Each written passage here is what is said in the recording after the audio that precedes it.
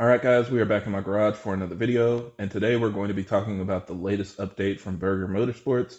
The guys over there got their hands on a new Gen 3 B58 in order to start some R&D and development, and they put a brand new JB4 Piggyback Tuner on the car in order to try to develop some tunes for it and see how far it could go. And the results are extremely impressive. I know a lot of you guys are curious how far the B58 Gen 3 will be able to go with simple bolt-on modifications, and even just these initial results with just a tune are extremely impressive. So I'm going to share the results with you guys. We've got some dyno numbers as well as some logs, and we will go ahead and talk about some of the questions that are still open and unanswered, and we'll just kind of, have that discussion. So hopefully you guys find this video useful.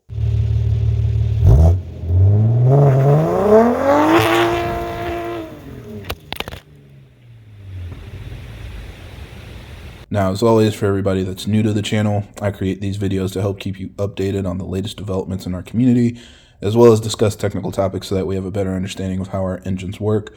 So if you're interested in more videos like that, be sure to subscribe because there will be a lot more coming out in the future.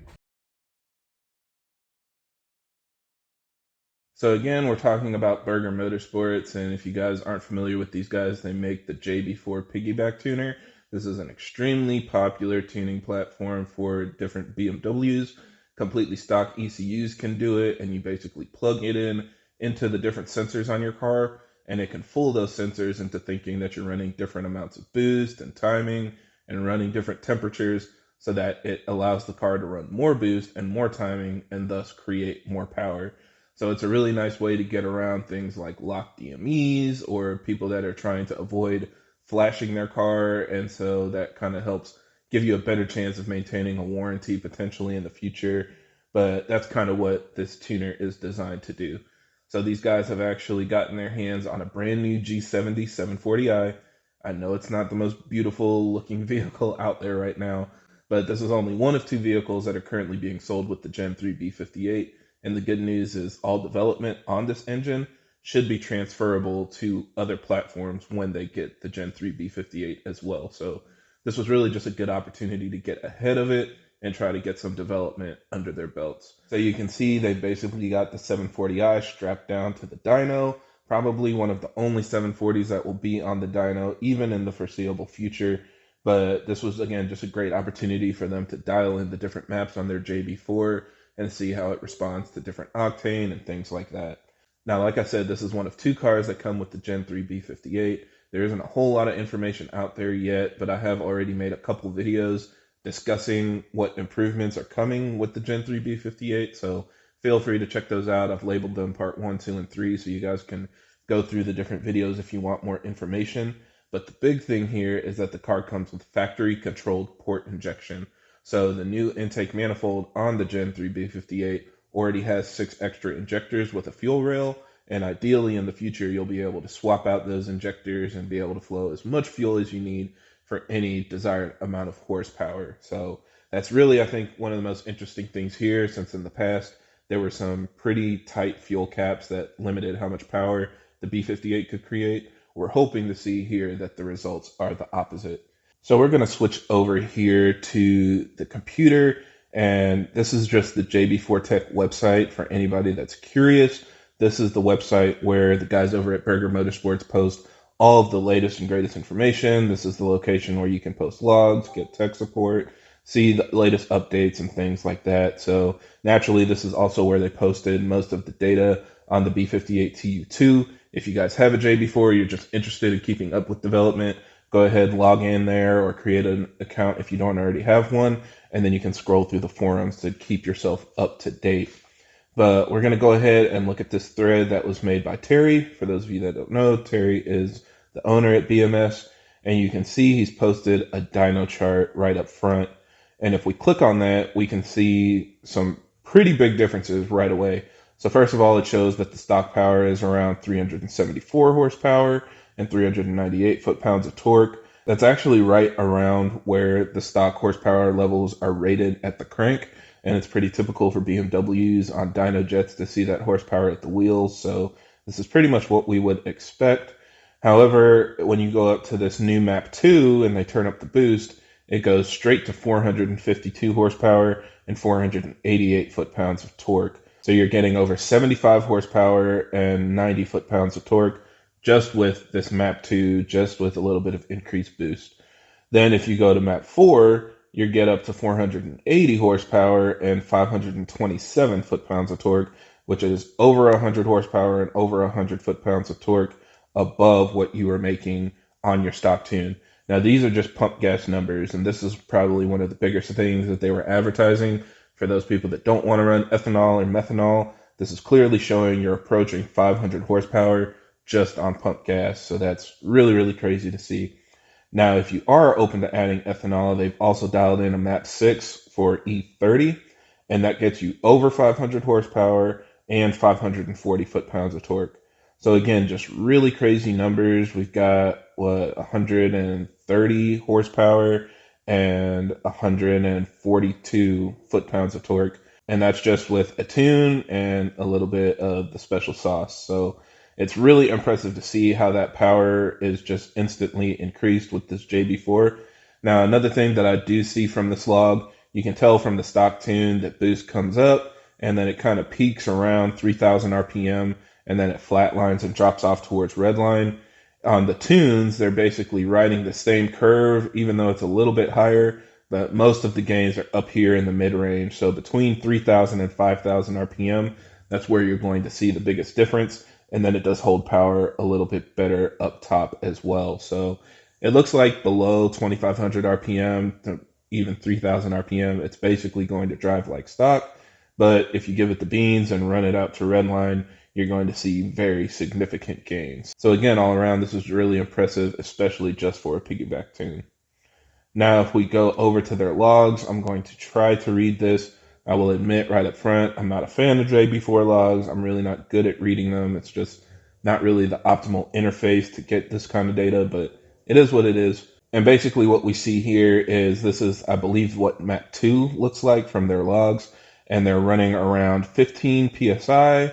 And then you can see timing is around 15 degrees until they get to around 6,000 RPM. And then it bumps up to 18 degrees. So 15 PSI, 18 degrees of timing equals 450 horsepower. Actually, that probably sounds kind of similar to the standard B58, but on 93 octane, that's really good. Now, if we go over to, this should be map 4, again, boost is increasing over stock. We're actually seeing it up to around 18 PSI now, so that should be this blue line.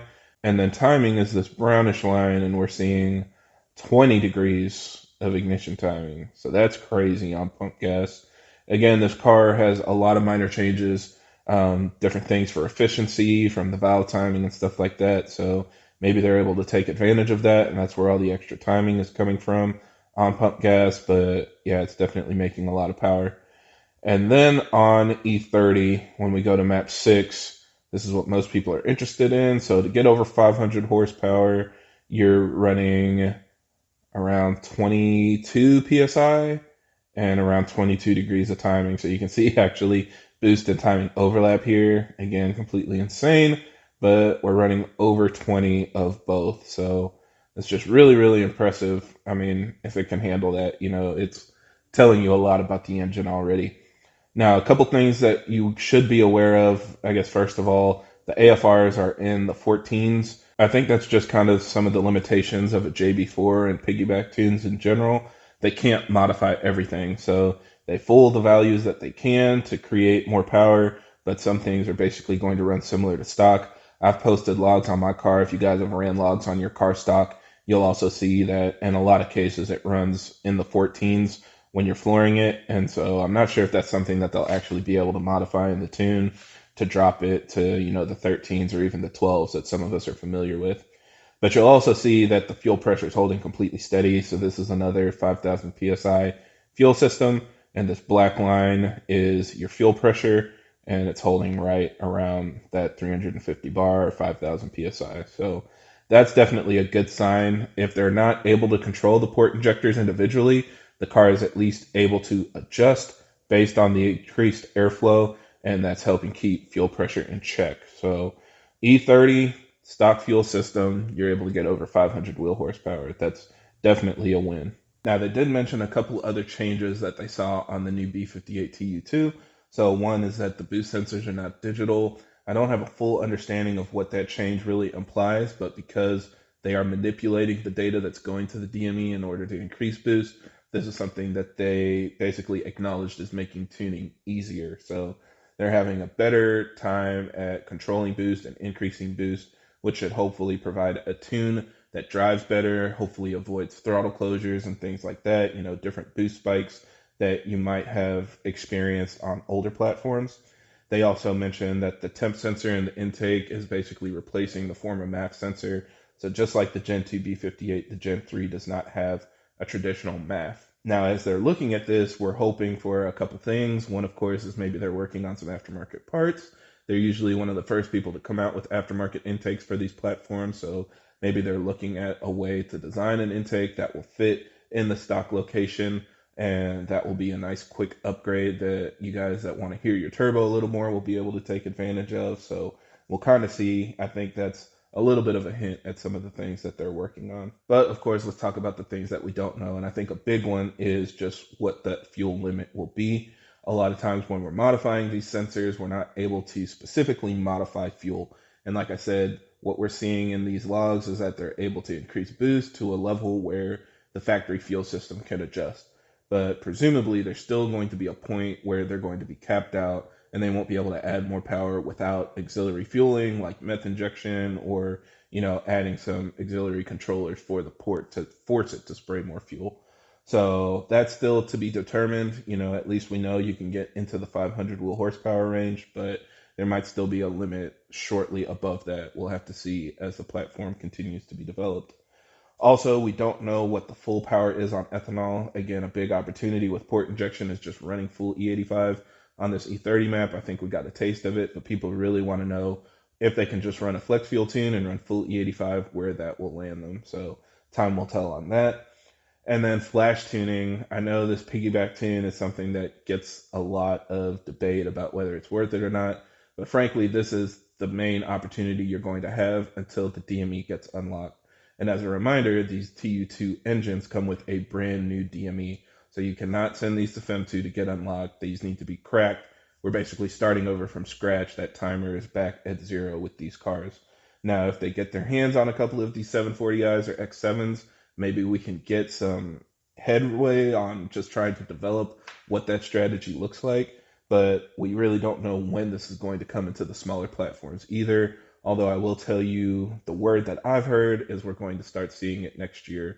So we're basically anticipating an announcement early in the spring, and then we'll start seeing cars come in the late summer or in the fall. So that's really what I'm banking on right now. In another year or so, we should know for sure. But the good news is that we already have people working on it. So when it does get into the 2, 3, and 4 series that most of us are more interested in, we should already have some parts available, some tunes available, and things that we can do to make a little bit more power and enjoy these cars. So yeah, again, this is just kind of an initial look at what we can expect. A huge shout out to Burger Motorsports for continuing to kind of lead the way in this department and really push the development on these brand new platforms. And I can't wait to see what these guys do next. So yeah, that's it for this video. Thank you guys for watching, and I hope this helps. And if you have any other questions or comments, leave them down below.